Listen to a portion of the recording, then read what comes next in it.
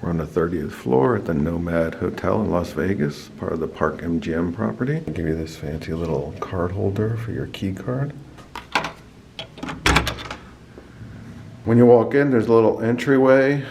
Straight ahead, there's a little writing desk, the chair and a mirror. All the lights have these old-time switch where the top turns it on or off, and then the bottom is a dimmer switch.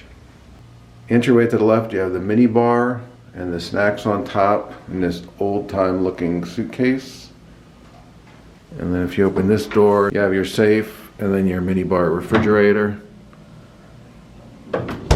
There is no refrigerator for your own items. And there's a door over here, which is the water closet, which has a separate toilet in it and then a sink to wash up. Next to the desk in the water closet, there's a closet where you have 2 robes and slippers and some storage.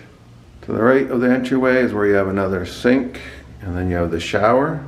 Pretty nice looking shower, pretty big.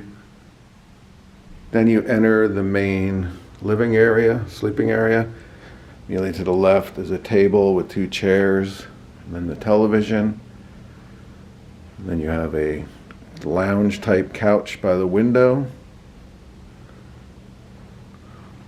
A king-size bed. Nice art on the wall. And then you have a soaking tub in your room as well. It's really large and deep. I mean, it is a large room. I think it's 500 some square foot. It's nicely decorated, clean. I like it.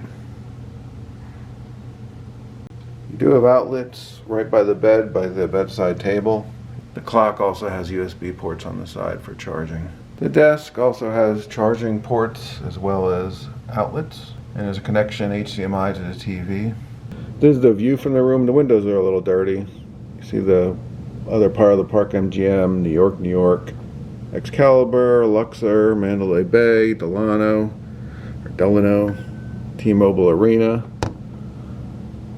Remember, like, share, subscribe, and comment down below.